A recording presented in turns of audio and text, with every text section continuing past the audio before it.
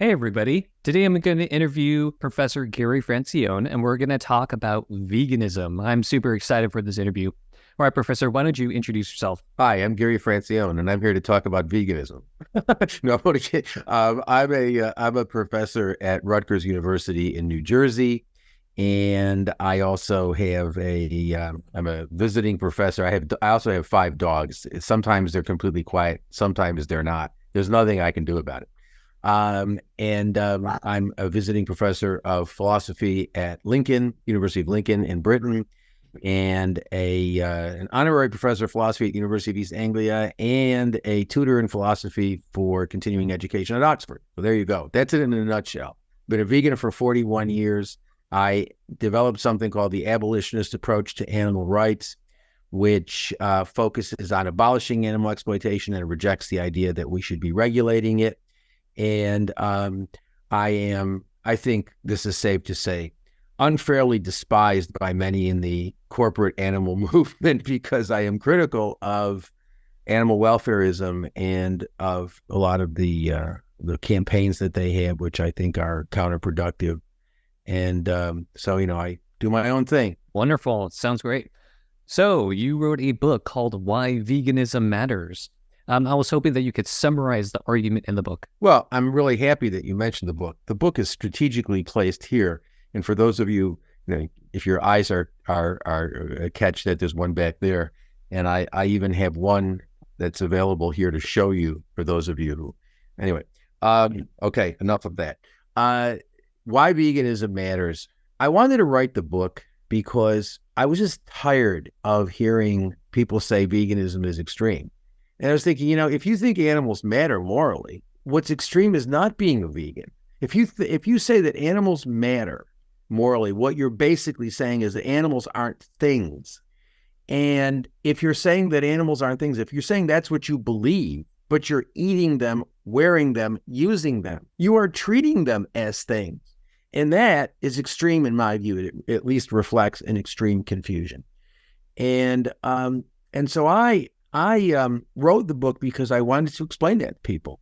And I wanted to do it in a way that I thought was philosophically sound, but not larded up with a lot of jargon, because I think that makes philosophy inaccessible to people. I'm a big believer in public philosophy and trying to make philosophy accessible to people. I've just published an article in Think, which is a joint enterprise of Cambridge University and the Royal Institute of Philosophy, the purpose of which is to get information out there. It's public philosophy. I'm going to be doing an article for the Philosophers magazine. And I just did I did a book review on Oxford Open Philosophy, a book review of a book on effective altruism and animal advocacy.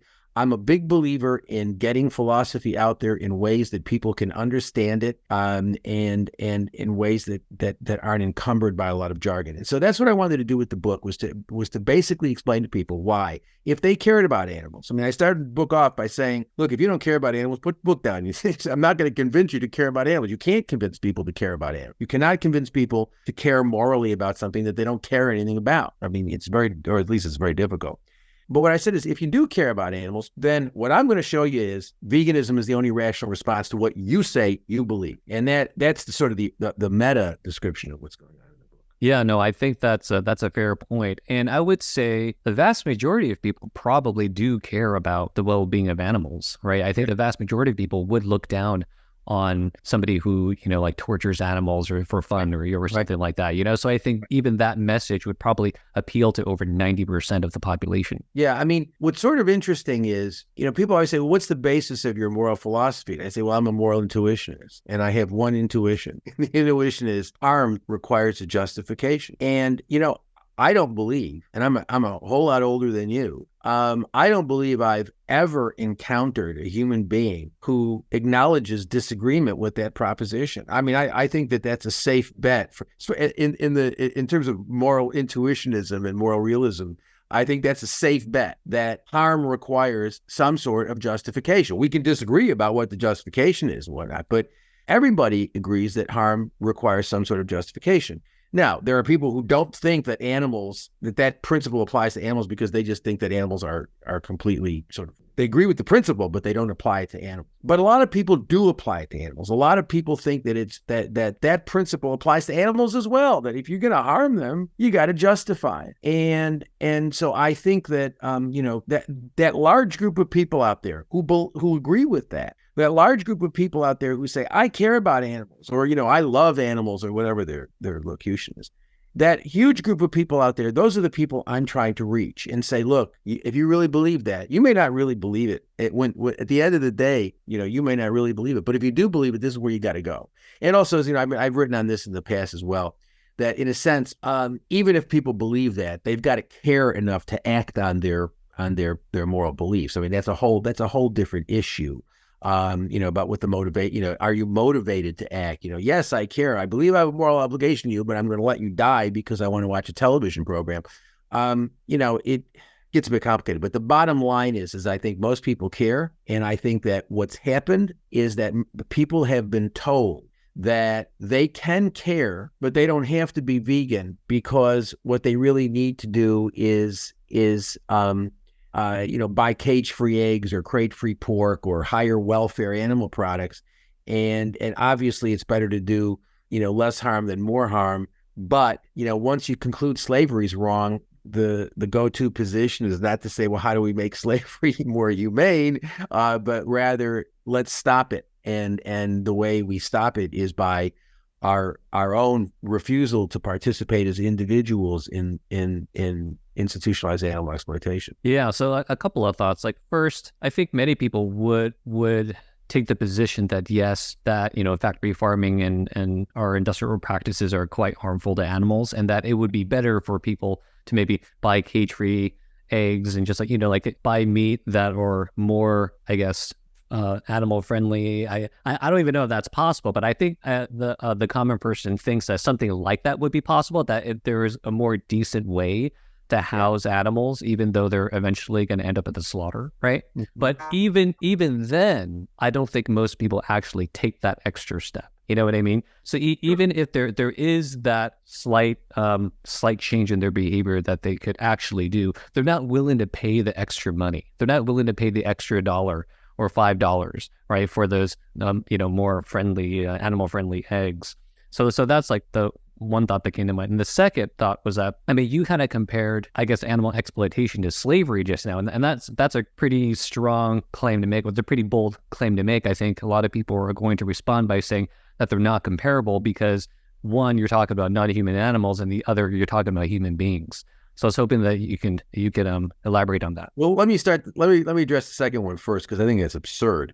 It's not absurd to say one involves non-humans and the other involves humans. That's not absurd. That's an empirical fact. What's absurd is to say that there's any problem with comparing. The bottom line is, if you look at how we treat animals, the economic and jurisprudential similarities between how we treat animals and how we treat slaves, or how we treated slaves. And remember something, slavery, a lot of people think that slavery was just race-based slavery in the United States. That was obviously slavery, but slavery has existed. It still exists. It's existed for thousands of years in all different cultures. And most of it actually hasn't been race-based.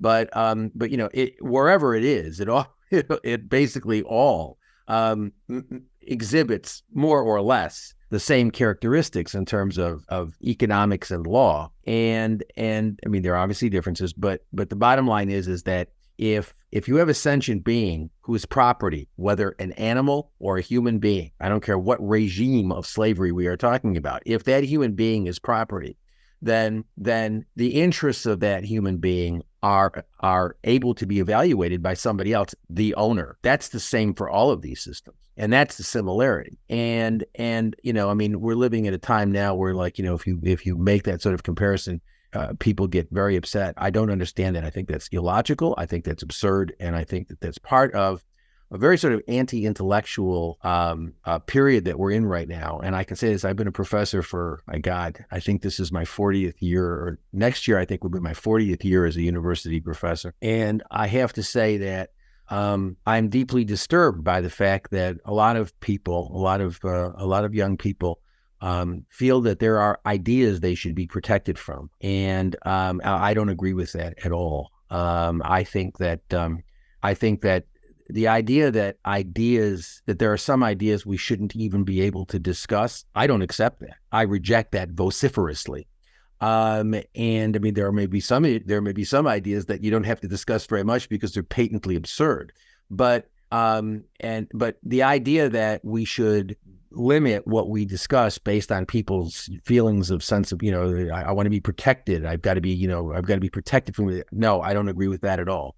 And so I think that's a problem. But anyway, I've addressed that. The other thing was the first thing you mentioned two things. That was the first part was that I think most people who do care about animals would be in support of more humane practices, but most of those people aren't willing to actually go the extra mile, take the extra step to actually support those industries, because you would have to pay more money. Yeah, well, right. But even those who do, I mean, the part of the problem is we've got an animal movement that's telling people that, that they can discharge their moral obligations to people by buying cage-free eggs and crate-free pork. I mean, the messaging of these large corporate welfare organizations, this is why we don't get along, because I think this is really counterproductive on their part, is that, they tell people, well, you don't want to go vegan, eat cage-free egg. Well, many of them don't even talk about veganism, or at least some of them don't talk about veganism. Some of the larger ones don't talk about vegan. But they say, well, if you care about animals, crate-free pork, cage-free eggs, blah blah blah. And so, I meet people all the time who say to me, oh, I really agree with you, and I never buy conventional eggs anymore. And I said, but are you buying eggs? And I said, yeah. I said, well, let's sit down and talk about it. Let's sit down and talk about this, because that's the problem. And and so we've got a movement, a corporate charitable, we have all these corporate charities telling people that there's a significant difference between cage-free eggs and conventional eggs. Is there a difference? Yeah, there's a difference. Is it significant? I don't know. I mean, cage-free eggs, basically you got like the chickens living in one huge cage, and they're also defecating each other on each other, and urinating on each other, and pecking each other and stuff. They're not in a small cage; they're in a large cage, but they're still like incredible. Most of the people I know, I have seen a cage-free barn with my, I've been in one. The idea that people think that this is a good alternative to the conventional, battery cage, which is horrible. I don't get, I don't get it. Is there a difference? Yeah, there's a difference. Do I think they're both being tortured? The cage-free egg, the cage-free hen, and the conventional hen. Yeah, they're both being tortured. Are they being tortured to the same degree? Well, I don't know. It's hard for me to measure that. But the bottom line is they're both being tortured. And so if I care about the chickens, I shouldn't be eating either of them. And this is the problem: is that I'm out there as one voice, as a professor, doesn't have an organization, never will have an organization on principle. But and I'm saying, look, you ought to be eating vegan, and then I'm having people say to me, well, I'm a member of this organization or that organization, and they're telling me that that cage-free eggs is a really good thing for me to do, and it's a good incremental step, and okay, fine, I disagree, but yeah, so I hear you. A lot, but you're also right. There's also a lot of people out there who say, yeah, they should give them more space and all like that. But this goes back to what I said before about people can have moral views, but they may not act on them because they don't really care enough about them. I mean, they have the view, but they don't really care very much about it. I mean, I do actually think that a lot of people do care about animals. I mean, does everybody? No. But I think a lot of people do care about animals, and I just think we live in a culture in which we're being told that if we don't eat animals, our arms and legs are going to fall off. We're going to be weak. We're going to be we're not going to be robust people or whatever. It's all this sort of crazy stuff that the marketing that we get. I remember when I was a kid. They were very, it was very overt. Well, actually, when I was a kid, I was probably a middle-aged adult by the time there were commercials saying that if your meat is a manly food, if you want to be manly, you've got to eat meat. I mean, all this crazy stuff that we're being, that we're told. But this stuff resonates in our heads. We're consumers, and so we're being told by famous actors that you want to be a man, eat meat. Of course, it sort of is a marketing problem for women, but whatever. It's a strange situation. It's a complicated situation. But my bottom line is, look, sometimes I try to reduce it with people and say, look, you love your dog? Yeah, I love my dog. You really love your dog? Yeah, my dog's a member of my family. I absolutely love my dog. Okay, fine. Let me explain to you. There's no morally significant difference between the dog you love and regard as a member of your family and the chicken you're about to eat. No difference. So I'm trying to imagine where people would push back on this argument the strongest. And I'm thinking that one of them is going to be that there are significant differences between a human being and a non-human animal. And for some reason, right, we have, higher capacities than other animals do, right? We're kind of, like traditionally philosophers consider human beings to be the rational animal, right? And the fact that we possess these rational capacities make us special. They make us morally special. They make us worth more, morally speaking, than non-human animals. What is your response to that? Well, I address that a lot in my most recent book, Why Veganism Matters, because I talk about both Peter Singer and Tom Regan. I talk about how their theories I disagree with, because for neither Peter nor Tom, sentience is insufficient for both of them. For Singer, sentience is okay. You got a morally significant interest in not suffering. Okay, that's Bentham's idea. But also Bentham's idea was that you didn't have a significant interest in continuing to live because you weren't self-aware. I mean, that comes out of, Singer gets that out of Bentham. And Singer basically says, well, we shouldn't make animals suffer, but if they're not self-aware, if they're not connected to a future self, then killing them may not necessarily be a problem. And because they aren't connected to a future self, they're living in an eternal present. So, if you cut it off, it's no different from, actually, Singer actually says this in Practical Ethics. He actually says it's no different than going to sleep. As long as there's no pain involved, what the hell's the problem? Tom also, even though Tom Regan has an animal rights approach, Regan has this idea that in the animals that have the rights are subjects of a life. Now, he's open to which animals are subjects of a life. He basically says mammals a year or older, which would basically sort of exclude most of the animals we exploit because they're slaughtered before they're a year old. But he's open to other animals than mammals 1 year of age or older being included in the concept of subject of a life. But I mean, again, subject of a life is someone with a psychophysical, identity, the same idea that Singer and everybody else has got, the idea of connection to a future self, that you have a sense of yourself that continues over time. Although Tom says in the Case for Animal Rights, he says it could be the case that sentience alone is sufficient for this. But then he basically backs up and says, but I don't see how that could be. And really, I mean, it's not consistent with his philosophy at all. I don't see how it could be in terms of his philosophy. So I think both Tom and Peter and everybody, I mean, Jeff McMahon, everybody, they've all got this idea that what makes an animal have a morally significant interest in life as opposed to not suffering, what makes a non-human a person having a morally significant interest in life is possessing these human-like characteristics. I just think that's wrong. And what I argue in the book is, look, you can have two people who have severe dementia, and dementia comes in all sorts of sizes and shapes and degrees. And you can have people who basically do live in an eternal present. And you can have people who basically have, they've got some memories. They remember something that happened, a few days ago, and they'll be able to plan in the future, but basically they don't have a whole lot of capacity beyond that. So and what I do is I introduce two characters in the book, and I say, well, let's assume you've got this one character who's just living in an eternal present, and you've got this other character, this other person who's got dementia, but is able to remember, some period of time in the past and can plan some period of time in the future. On this view that these people have, that Reagan and Singer and the rest of them have, the person who's got dementia, who can, plan a few hours in the future and remember a few hours in the past, actually, they might not be sufficient for Singer. You might have to be able to, who knows? But the bottom line is, it's totally arbitrary.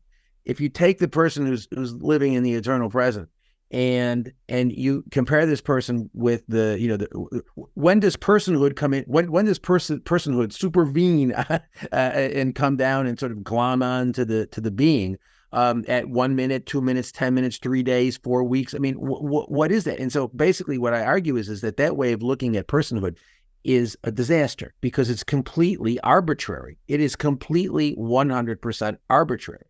And what my theory is, sentience is sufficient because a sentient being is connected to a future self in the next second of consciousness, wants to get to the next second of consciousness. And that's what I argue in the book, that sentience, that you've got enough of a connection. If you're sentient, you've got enough connection to a future self, the conscious self in the next second of consciousness. And that veering from that at all relegates one to, a rabbit hole of arbitrariness. You just basically can't. There's no principled way to draw the line. There's no principled way to draw the line. And I talk about how if you've got somebody who's in a moment, a permanent eternal present. Let's assume you've got somebody who's demented and lives in an eternal present.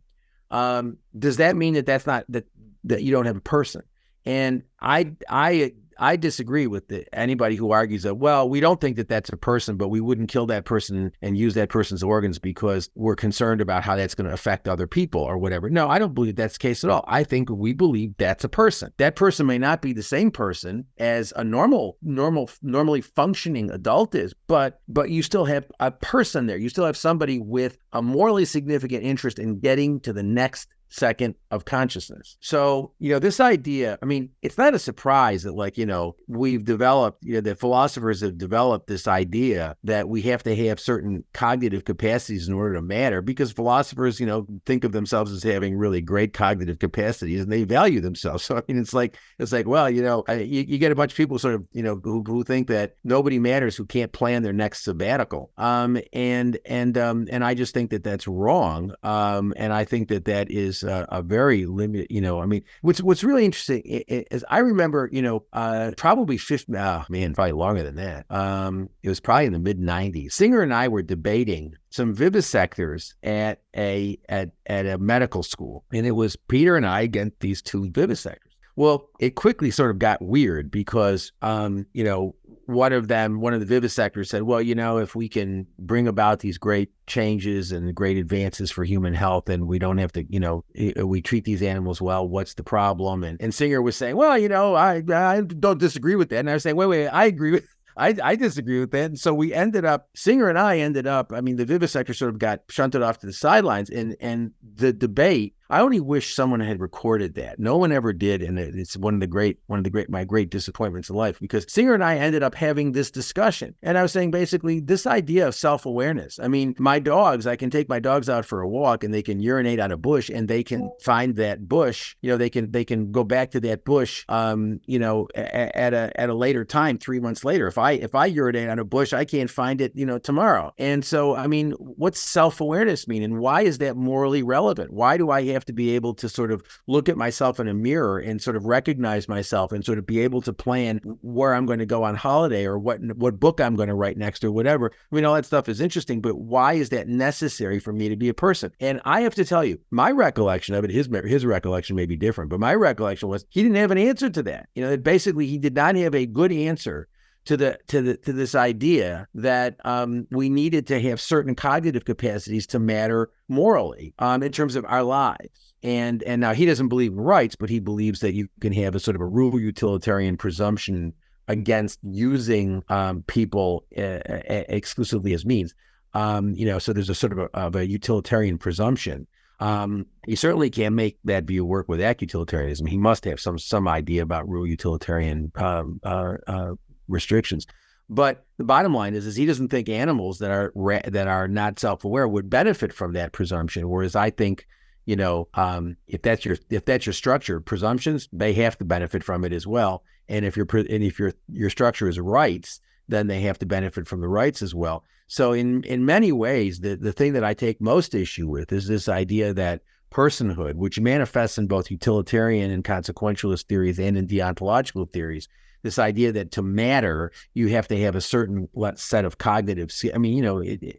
I don't accept that idea that we have to have a certain level of cognitive sophistication. Sentience is enough, and so that's something else I discuss in the book. I guess we can make a couple of distinctions. One is a distinction between persons and non-persons, right? And the other distinction is, I guess, the other question is whether or not that actually matters, right? Because you could say, right, you could say that, human beings, maybe like most human beings are persons, and perhaps most persons are human beings, but that is not where the moral divide lies, right? So maybe you can say that most animals that we consume are not persons, but that is not morally relevant, because what's morally relevant is the fact that they're sentient. Is that what you're saying? Well, no, but what I'm saying is if they're sentient, they have to be persons because you can't be sentient and not have an interest in continuing to live. That's what I'm saying. What I'm saying is where I differ from Bentham, Singer, Tom, everybody else is that I think sentience, that if you're sentient, you have an interest in continuing to live. Bentham, Singer, Reagan, et al., they all think that they separate sentience from an interest in life. So in other words, they say if you're sentient, you have interest in not suffering. But in order to have an interest in life, you have to have sentience plus. And my view is no, sentience is in and of itself enough to give you the interest in continuing to live. And that saying that a sentient being does not have an interest in continuing to live is like saying a being who has eyes does not have an interest in continuing to see. And so that's what so that's how I would put it. I mean, I think the moral universe is binary. There are things and there are persons. Things you can't have a moral obligation that you owe directly to a thing. They can have value because we value them, but they have no interests that they can adversely affect. That we can adversely affect. And then we have persons who have interests that we can adversely affect. And I don't take the view that there's a third category of quasi-persons. And that's something else I discuss in the book, the idea of quasi-persons, that we can have these beings that aren't things, but they're not persons either. They're quasi-persons, that they have interest in not suffering, but they don't have an interest in continuing to live. I don't buy that. I think that's wrong. Okay, so I thought you mentioned something that was worth diving deeper into. So you were saying that a sentient being has an interest to live, just like a being that can see has an interest in continuing to see. No, a being with eyes is a being with eyes. I mean, to say that you've got eyes, but you don't have an interest in continuing to see, I would find that weird. If somebody said that, I would say, well, that's peculiar. And similarly, if somebody says, X is sentient, but X doesn't have an interest in continuing to live, I understand what they're saying, but I don't know. It seems to me, it's like, okay, fine. Who died and left you, boss? I mean, it's why is that anything I should accept? What's the reason for that? And, the reason always is, well, because a merely sentient being can't plan for the future. And, okay, can't plan in the future. How far? How far do they have to be able to plan in the future? And so what I'm basically saying is that the only non-arbitrary way you can do this is the way we do it with human beings. And to say that basically, if you're sentient, you're a person. And I mean, look at the debate, the debate about abortion. The debate is not whether or not the fetus is human. If you don't terminate the fetus, it doesn't become a giraffe. I mean, we're talking about, the debate about abortion is not whether fetuses are human. The debate is about whether they're persons, i.e., do they have morally significant interest in life, so that we should not allow women to choose to terminate their lives. And that's what the debate's about. And so now the people who are anti-abortion are generally not linking their arguments with sentience. They're linking it with souls and stuff like that. The debate is about whether fetuses have a morally significant interest in life. And, I'm pro-choice because I think that the issues involved in animal rights and the issues involved in abortion are different issues. And you can't just say, well, the one's wrong, so the other. I mean, you might say they're both wrong, but you can't just say because one's wrong, the other one's wrong. And so I debate this a lot with people. As a matter of fact, I was doing that just yesterday about abortion. And there are people who basically say to me, well, but fetuses are sentient from, the first 3 weeks. Well, there's absolutely no evidence that that's the case. And as I argue with them, even if fetuses were sentient, And even if we could say that they are persons with a morally significant interest in life, you got a weird problem that you don't have replicated anywhere else in nature. You got one right holder inside the body of another right holder. And the only question is, who gets to decide that conflict? The person in whose body the fetus is residing, or a legal system, a sexist, misogynistic, patriarchal legal system that's going to do that balancing. And I'm just not comfortable with the latter. So I say let the former make the decision. But so that's how I would put it. It's that basically there is no third category. It's binary. There are persons, there are things. There are no quasi-persons, because a quasi-person is basically property. With the idea of the quasi-person is the non-human whose property, who has interest in not suffering. The bottom line is, I don't accept that as a matter of I don't accept that as a philosophical matter. As a matter of economics, it can't work. I mean, animals are property, so it costs money to protect their interests. We protect their interests when it's economically beneficial for us to do so, and that means that the level of protection of animals is always going to be very low, and it is. I mean, what the first book I wrote 30 million years ago, Animals, Property, and the Law, was what I argued in that book was that if you look at the history of animal welfare regulation, it's always very low, because the only time we regulate is when we think it's economically efficient to do so. And so that's going to allow for an enormous amount of suffering. We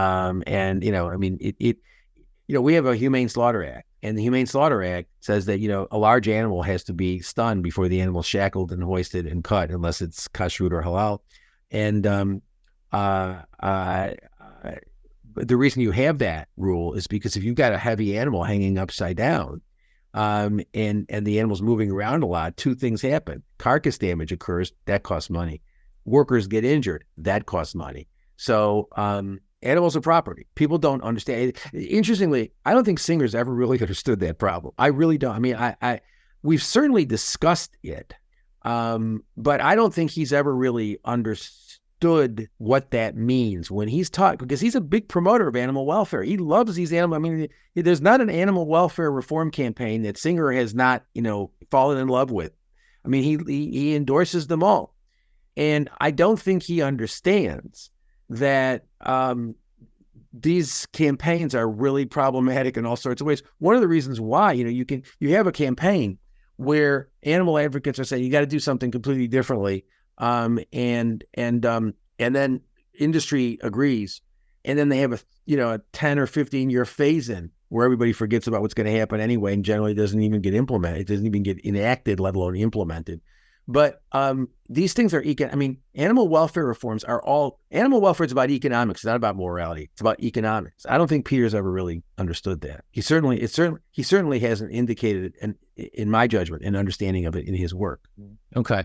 So I kind of want to go back to this concept of, something being the interest of something, right? Because I do hear this terminology a lot. Right? So an animal has an interest in continuing to live, right? A being that has eyes has an interest in continuing to see.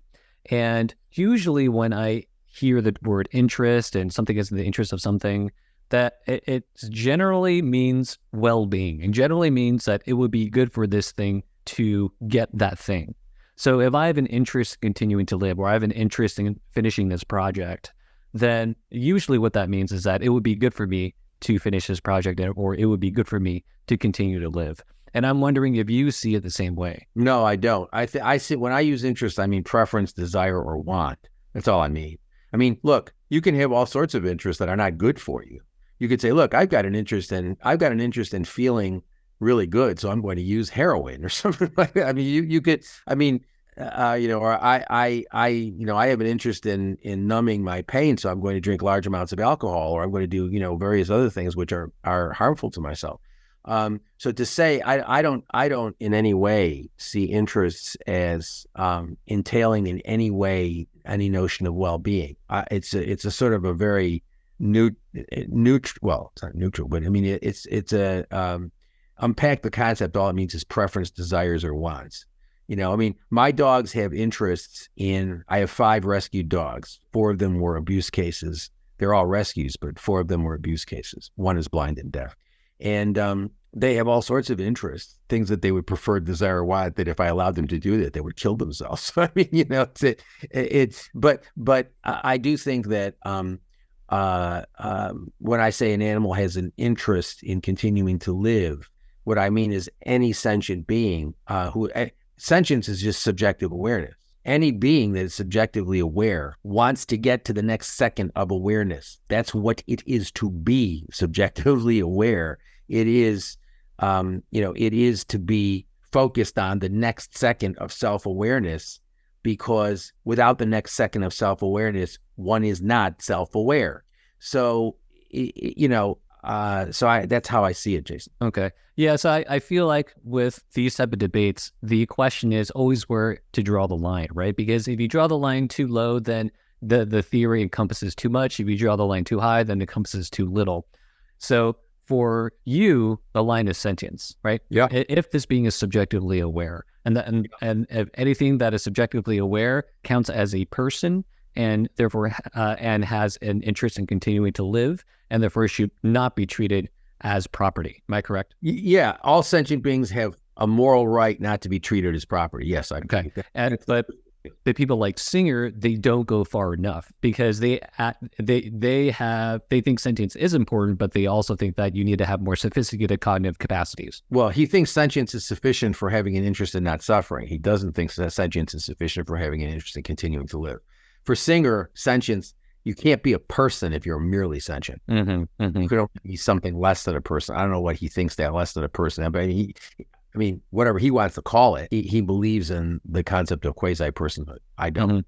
Okay, so go ahead. I was going to say, I want to address it proves too much. Like my view encompasses too much. I don't agree with that, because I'm not saying that that all sentient beings are equal for all purposes. I'm not. I mean, people are, again, just yesterday, when I was talking with somebody about abortion, the issue about, well, you think all animals are equal. And the answer is, well, it depends what are you attributing to me? Because I'm not sure I agree with that. All animals are equal. All sentient beings are equal, human or non-human, for the purposes of having the right not to be used exclusively as a means to an end. That doesn't mean all sentient beings are equal. I mean, if you've got somebody you take two human beings, one is severely mentally disabled and one is a brilliant mathematician, and the university is looking to hire a mathematician. Well, they're not similarly situated. And so it's, if the question is, who do you hire for the math position? Well, that's a stupid question. You hire the person who's good in mathematics and not the person who's mentally disabled.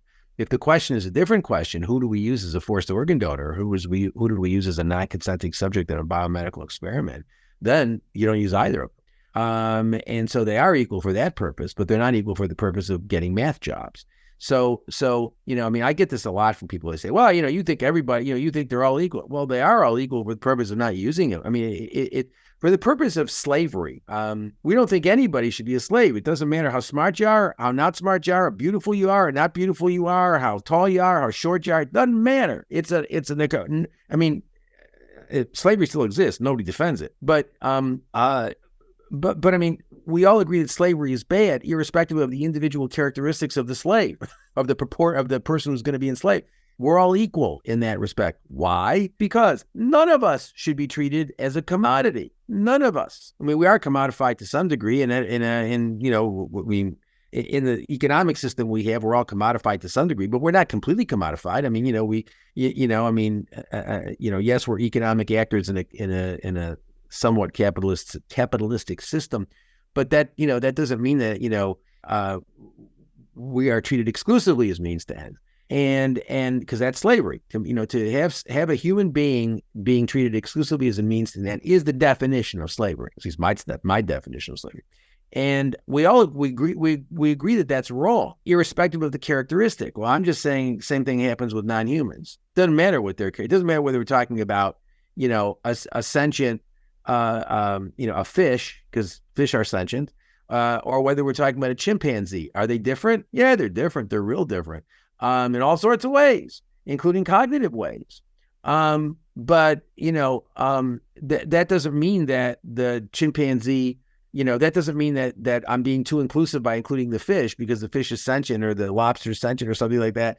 That I'm being too expansive because then I'm treating the fish as exactly as I would the chimpanzee. No, I'm not. I'm not purporting that we put the chimpanzee underwater, or that we give a swing set to a fish. I mean, I'm not saying that we ought to treat these animals the same. That would be absurd. What I'm saying is that they are the same for purposes of not being used exclusively as a means to our ends. Mm-hmm. No, that makes sense. So let's think about like a more fundamental philosophical question, and which is like, why is it sentience that makes a being such that it has a right not to be used as a means? Because if a being is not sentient, being doesn't have any interests, and nothing I do can adversely affect them. I mean, being sentient is a necessary and sufficient condition for being a member of the moral community. Singer and I and Reagan, actually, I'm not sure Tom agrees with that. Let's just put Tom aside for a second. Singer and I agree that sentience is sufficient to be a member of the moral community. The difference between me and Singer, and Singer and I would agree that sentience is necessary and sufficient for being a member of the moral community. Where we disagree is, I say sentience is sufficient for being a person. He doesn't. That's the problem. Mm-hmm. Okay. Yeah, I think it's hard for me to kind of tease out, separate this concept of, I guess, having an interest in continuing to live and well-being. I guess for me, they're almost always linked. And if I'm not harming an animal by killing it, then it's harder for me to understand why it would be wrong, right? Like, yeah, you could say, I don't understand what that means. If I'm not harming an animal by killing it, how do you not harm an animal by? Give me an example of a situation in which you don't. I mean, I could imagine. I mean, maybe you could say if my dog is suffering from cancer and there's a lot of pain and there's nothing I can do to relieve that pain, then I'm acting in the animal's interest by euthanizing the animal, which I would regard, as the same for me. If I were in horrible pain, I would want somebody to put me out of my misery. So in that situation, it's in my interest to die. But I can't. I putting aside the situations where you're talking about terminal illnesses and unrelievable pain, I can't imagine a situation in which you don't harm an animal by killing the animal. So I would 100% agree, and and that would be the reason why I would think it's wrong to either torture or kill an animal, is because I think it would be harming the animal. Like the harm is reduced to a well-being claim, right? And so for me, I'm just not so sure how much or what role the interest part is playing in this moral debate if it's not reducible to well-being. Well, I'll tell you, if I snuck into your room tonight while you were sleeping and killed you completely painlessly, you didn't feel anything, nothing. If I put the gun in the back of your head, the right angle, and I have to be the right angle because if not, you're just going to be messed up. But if I put it at the right angle, you will not feel anything. Nothing. Absolutely nothing. Have I harmed you? Yeah. So I would say yes, right? So why? Yeah. So I'm a deprivationist when it comes to the harm of death or the badness of death. And basically the argument is that death is bad for me because, and to the extent that it deprives me of future well-being, right? So if I had not died and I continued to live out, whatever till 80 or 85, and that future portion of my life would have been, more positive than negative, then death at that time would have been bad for me. And this is the reason why something like euthanasia, you could argue, is actually good for the being that is killed, because the future for them is actually more negative than positive. So if you were a depressed guy and you sort of were like, down all the time and sort of miserable, I wouldn't be harming you if I killed you. It'd be okay to kill you. I mean, the law might say it's a problem, but morally that's not a problem. I've done you a favor. So if we're assuming that, if I'm just depressed and it's incurable, so my future is just going to be overall negative than positive, then death would be good for me. Yes. Now, it doesn't mean that you're justified in killing me, though. All it's saying is that death is good for me. Okay. Well, I haven't harmed you then if I've killed you. That would be your view. Yes. You would not have harmed me in the sense that death would not be bad for me, right? Also, suicide would be good for me too in that case. Right. But since you haven't decided, since it's your consciousness that we're talking about, and you haven't decided to end it, then the problem is when you kill something, you're taking something that's very valuable from that being, consciousness. And I'm not prepared to say that anybody else has the right to value someone else's consciousness and make a determination as to. I suppose if you kill an animal, what have I deprived that? I mean, it would seem to me, frankly, to be honest with you, it would seem to be more on your theory, on the Jason Chen theory of of this issue. I think it's actually more problematic to kill animals because animals derive such satisfaction from things that we don't. I mean, they love. I mean, we've had 26 dogs so far, 26 rescues, and I've learned an enormous amount from them. And as a matter of fact, I used to argue with Reagan all the time because he would say that humans had more opportunities for satisfaction than animals did. And Tom lived with a dog, Dr. Pepper, his name was. He may have had other ones, but I remember Pepper. And I always used to say to him, Tom, what are you talking about? I mean, dogs derive satisfaction from doing all sorts of stuff, that we don't derive. I mean, the opportunities for satisfaction for a dog are just limitless. There's a whole world of satisfactions out there for that dog. We tend to be more sort of depressed and down and sort of, we're all, I mean, we're more difficult to make happy. My dogs are very easy to make happy, Jason. If I give them, a piece of tofurkey, I don't eat that stuff. I don't eat fake meats, but my dogs are all vegan and they like tofurkey. So I buy tofurkey. I can make them happy as anything in the entire world by giving them a piece of tofurkey.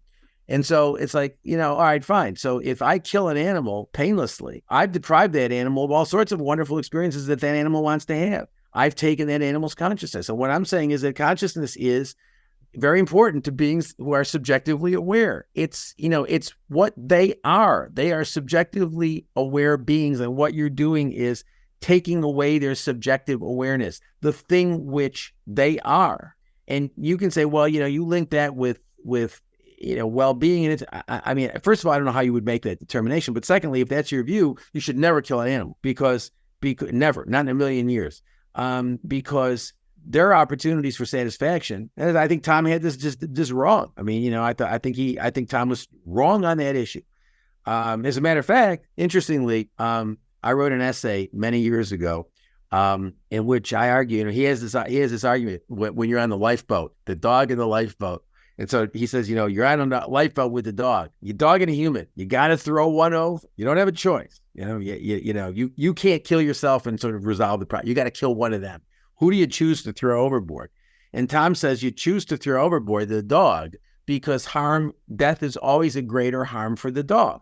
And then he takes the next step and he says, if there's 1 million dogs on the boat and it's a question of who you throw out, you have to throw out the 1 million dogs as opposed to the one human because death is always a greater harm for the human than it is for any of the dogs. Now, I talked with Tom about that many times, and I would like to think that he wished he didn't rewrite that section of the case for animal rights, but he defended it. He defended it, and I doesn't make any sense to me. But empirically, I used to say to him, Tom, what are you talking about? The joy that a dog gets is much greater. The satisfaction, the opportunities for satisfaction for dogs, much greater than they are for humans. And the other problem he has with that one has with that theory is if in fact animals have fewer opportunities for satisfaction than humans do, then all of a sudden now you've got a non-arbitrary way of distinguishing humans from non-humans for purposes of discriminate or of denying them rights. I mean, I think the dog in the lifeboat sinks Tom's theory. Do you like that? Sinks, it's a lifeboat analogy, but I think it sinks Tom's theory. And I wrote an article to that effect, and I never really understand. I still don't understand what the answer to that is. I mean, he addresses it in they did a reprint. It wasn't an edition. It was the same book, Case for Animal Rights. He didn't change it, but he did an introduction. And one of the things he dealt with was the dog in the lifeboat, the criticism about the dog in the lifeboat. I don't think he answered and I responded. In an essay, I responded when that essay was reprinted in my book, Animals as Persons, Essays in the Abolition of Animal Exploitation. I included that essay, and then I did my own forward and said, Reagan has addressed this, and I don't think it's addressed it satisfactorily. But I think it's a real problem. I mean, I think we need desperately to get away from this idea that the only people who really matter are people who are like philosophy professors, because they are I mean, I understand why we do this, but I mean, it's nonsense. I mean, this idea that you got to have certain cognitive capacities. I got to tell you, that leads to a sort of an intellectual elitism, which I think is really creepy. This idea that, well, if you take that position, if you take the position that these people take, then you are stuck with the position that somebody who's got pedestrian views and likes to sort of sit around and drink beer and watch sitcoms, is not worth as much as somebody who sits around and reads Plato. Now, you could say, look, I'd rather read Plato than sit around and drink beer and watch sitcoms, but that's what you'd rather do. You're now relegated to saying that these two beings, the person who's sitting drinking beer and watching sitcoms, and the person who's reading Kant or Plato or whoever, has a greater moral, that they have different moral values, and the latter has more moral value than the former. I don't buy that. Not in a million years. I think that's a dreadful idea. Yeah, I guess you don't have to necessarily go that far, right? Because if you just thought that, our rational capacities are morally relevant, then you could hold some sort of threshold view, right? So that and that threshold view would include the vast majority of human beings who are normally functioning human beings. So the person who's the couch potato and likes to watch TV sitcoms, they would be classified as a person, because they're just. Oh yeah, I'm not saying that. I'm not saying you wouldn't. I'm saying that you'd be committed to saying that one has a greater moral value than the other does. Not that neither is a person, but that you'd be stuck with views like, well, if you're on a lifeboat, and it's a question of who you throw over. Do you throw over the philosophy professor who reads, Kant, or even worse, Hegel? Do you throw the philosophy professor over, who's a great Hegel scholar, or do you throw the person over who likes watching sitcoms and drinking beer? Well, there's no dispute there. You throw over the latter because that person has less moral value than the other. And so I'm not saying that a person, I'm just saying, this idea that cognitive capacities themselves have moral value beyond a certain point, i.e. the very base in terms of who gets to be used exclusively as a means. So I don't buy that. Not in a million years. Yeah, I mean, I don't take that position as well. I think what's more sensible to me is to have some sort of threshold view that is attached to this concept of personhood, but then the additional claim is that all persons are of equal moral value, right? So you wouldn't toss up that other person off the lifeboat either, because they already fall into the category of persons. I think that sounds more appealing to me, at least. Okay, so basically, so would you have persons who are stuck in an eternal present? So the person who's in the nursing home who can't remember 2 seconds in the past and can't plan 2 seconds in the future, is that a person? That's a great question. I don't have an answer to that. This goes into like the philosophy of like mind stuff, I think, which I don't really I'm not really familiar with, and that was honestly something I feel is a big struggle for me to understand, because I, like other people, have this concept of personhood, right? I, as well as other people, have this concept that persons are of moral value, but what properties actually make a person, that I'm not entirely sure of, so I'm pretty open when it comes to something like that. I think I tend to lean in favor of classifying somebody as a person, especially if they were previously a person, Right. Because then it will get into this territory where it just becomes arbitrary. Like, oh, grandma can't remember yesterday, so she's therefore no longer a person. Whereas I think it's easier to make that distinction with non-human animals, because I think most people don't think that non-human animals are persons because they don't meet whatever threshold criteria it would be that you would have in order to classify who we typically consider to be persons as persons. Yeah. So basically, if they had a cognitive capacity and they lose it, they're still persons. They're sort of honorary persons. They're honorary persons. Okay. I mean, they might be honorary, but maybe it's just we just don't know where to draw the line. And so because we don't know where to draw the line, we just kind of leave them in the category. Yeah. I would say that I think a good argument could be made. And indeed, in my most recent book, I make that argument that somebody who's stuck in an eternal present, a human being stuck in an eternal present, most of us would think that it's wrong most of us would think it's wrong to kill that person and take the organs out and plant those organs or transplant those organs into, quote, normal humans. I think most of us would find that problematic. That doesn't mean we think that person is the same as all other persons or the same as a typically functioning or normally functioning human person. But we think that person still has a morally significant interest in keeping his or her kidneys and, liver and whatnot so that they can get to the next second of awareness. I don't know. I mean, I don't. I mean, what you just articulated is sort of the view that, well, we don't do it. If you've got somebody stuck in an eternal present, then you might not use them as a forced organ donor because they once were a person. Well, what if they never were a person? That would be okay. If somebody was born in an eternal present, that would be okay to sort of use that person exclusively as a means. I mean, presumably that person would be, that person before that.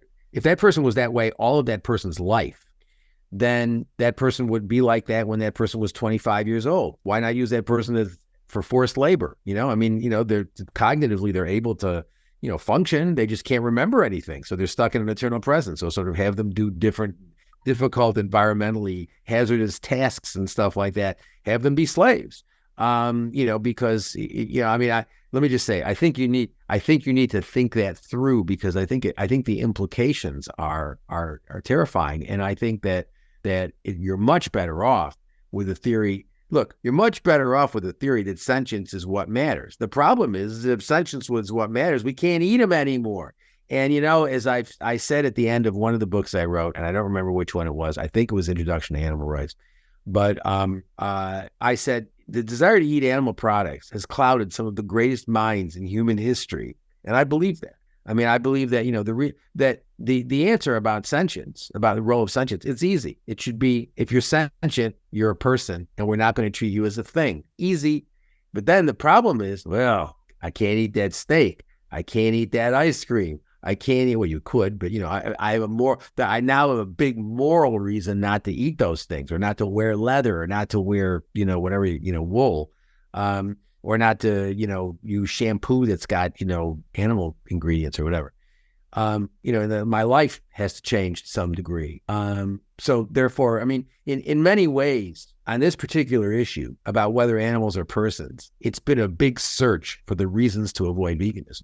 That's really what, in many ways, that's really what the book is about. I mean, I didn't quite phrase it that way, but I mean that what animal ethics has been about is like the search to avoid becoming a vegan. Yeah, I think that's true. I think a lot of people are resistant to the argument simply because they don't want to stop eating meat. People Right. like how meat tastes, and so they have this position that they're committed to, and they're trying to rationalize it. Yeah. Right? But what happens is that I honestly haven't really encountered strong arguments against something like veganism. I think it's one of those very few philosophical debates where I think one side clearly wins. I agree. Yeah, and what's difficult about having these type of discussions is that it's inevitable, I think, to make comparisons to, cognitively disabled human beings, because that's kind of like how a lot of people see animals, right? Like, well, animals, they're not as cognitively sophisticated, at least that's what the prejudice is. And so, okay, well, what does that mean about our positions on regarding the treatment of disabled human beings? But that's a natural thing to do, because when you say that the reason why it's all right for us to exploit animals is because they lack characteristic X, Y, and Z. You say, well, but we don't see that where humans are involved. Let's take humans and say, here's Gary, his human being doesn't have X, Y, and Z, and we still regard this a human as a person. Yeah. Well, then you've got, I mean, so in a sense, I mean, I the argument from marginal cases is I think that looks at the argument wrongly. The argument is simply, we say that animals lack certain capacities, but yet where we identify humans as lacking those capacities, we don't come to the same conclusion. So if you're going to treat similar cases similarly, the burden's on you to figure out what the difference is. Yeah. And I think, but I do, but it's interesting, because I don't think there is a good argument against veganism, which is why I spend my time dealing with some of the most stupid arguments in the history of stupid arguments. I mean, the amount of time I have spent as an adult dealing with people who say things to me like Hitler was a vegetarian or Hitler was a vegan. I always point out, I don't care if he was a vegetarian. If he wasn't a vegan, he was engaging in animal exploitation. But he wasn't even a vegetarian. But who cares? Stalin ate, Mao ate a lot of meat. Who cares?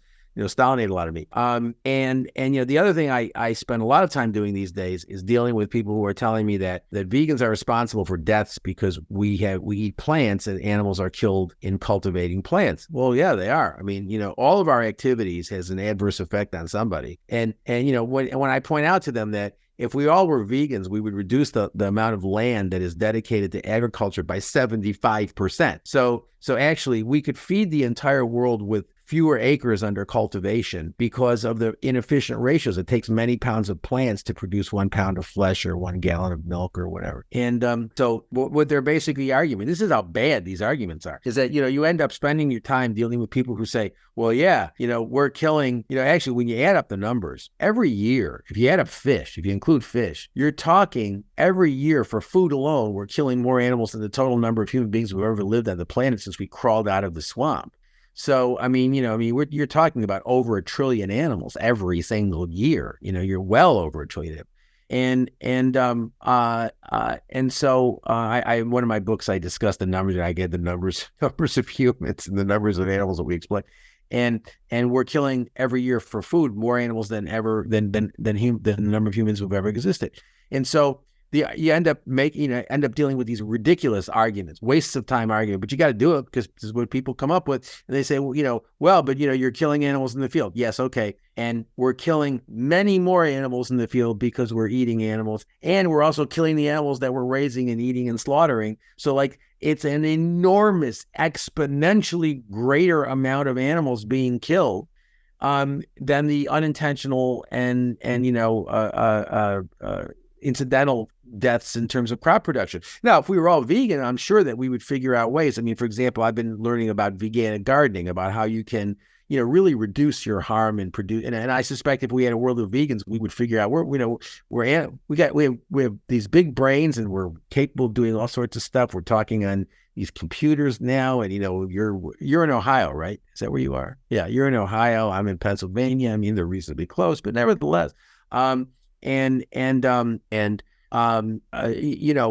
capable of coming up with a lot of technological innovations. We could do something. We could probably reduce the incidental harms that we have in crop production. But the idea that because we can't reduce all harm, that there is no really moral position to take on any harm is ridiculous, because that would mean, well, if we build roads, we know that people are going to be killed on those roads in road accidents, depending on what the speed is on that particular piece of road. And so therefore, if 10 people are going to be killed on this road, there's no difference between building the road and killing and murdering 10 human beings. This is what you end up with. This is the absurdity that you end up with, that you have to deal with. It's ridiculous. But there really are no good arguments against going vegan. There are lots of arguments for it. There are no good arguments against it.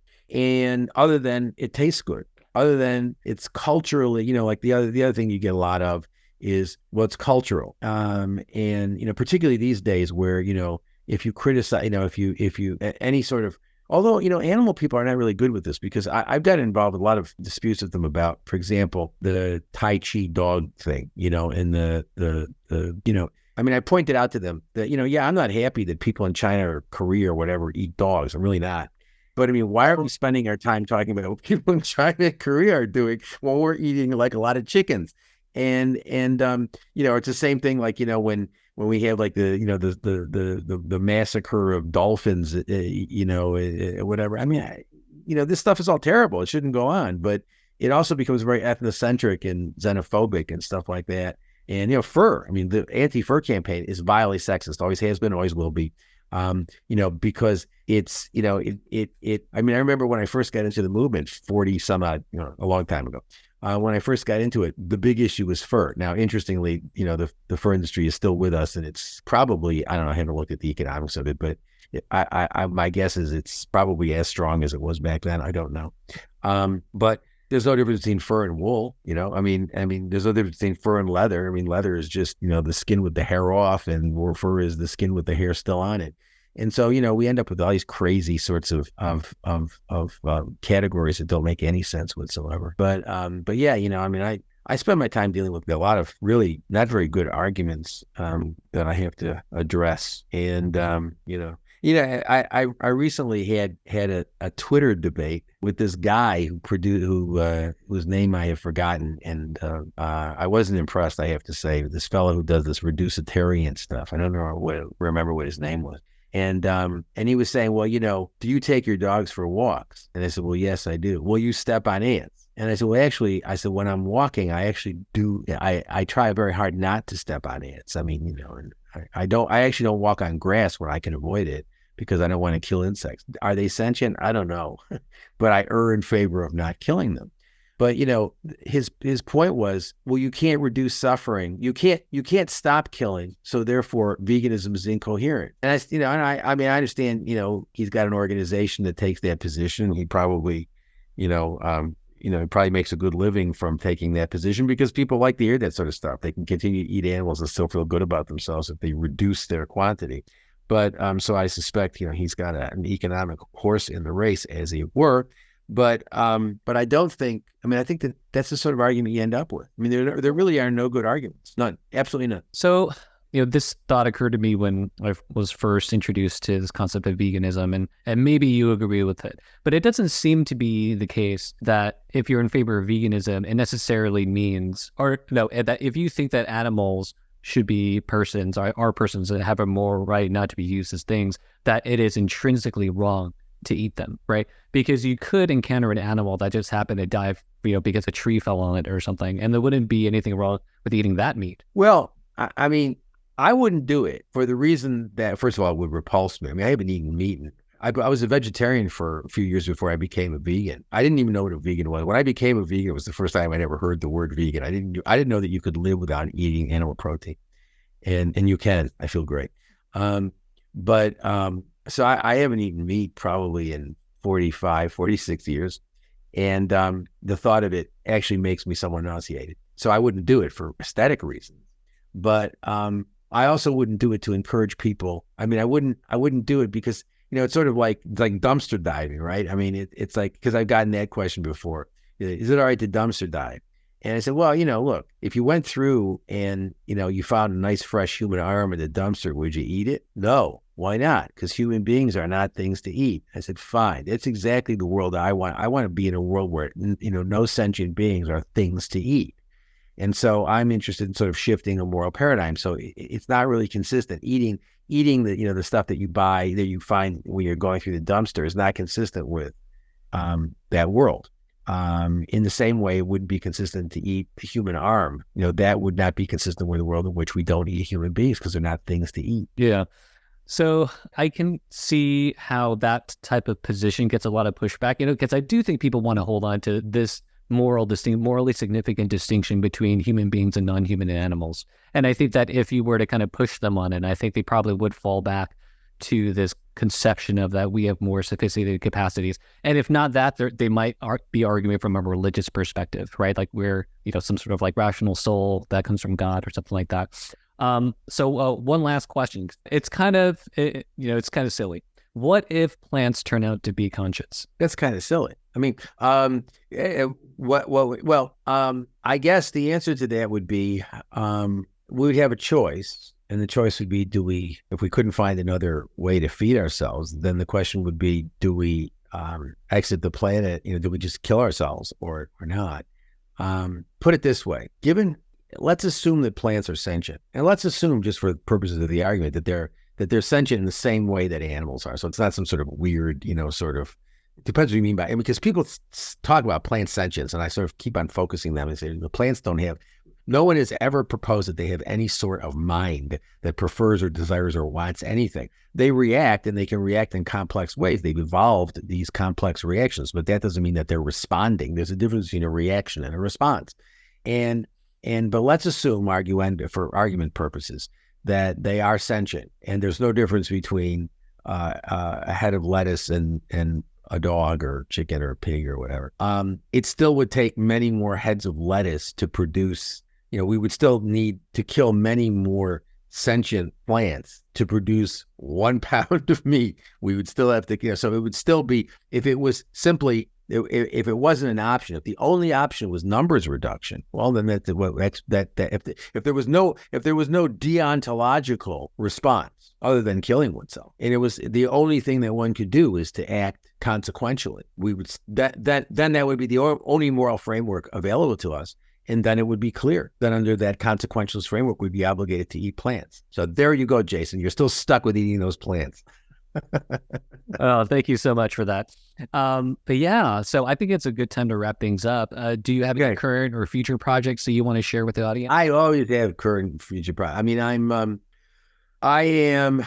I'm working on a bunch of articles now, but I am going to be getting into. I'm going to be working with some people to produce some multimedia sorts of things about animals. I have accepted. I'm a practical guy. People say, I'm impractical. I think I'm the most practical person you're likely to meet, certainly today. And I have accepted the fact that people don't read books anymore because they don't. Very few people read books.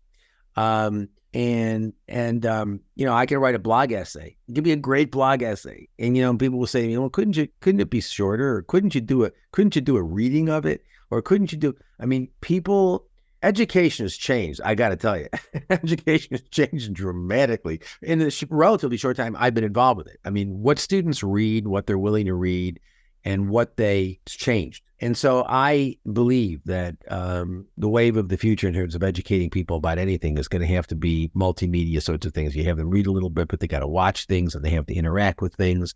And that's just the way it's going to be. And so I'm interested, and I'm talking with some other philosophers about that, about how we can, the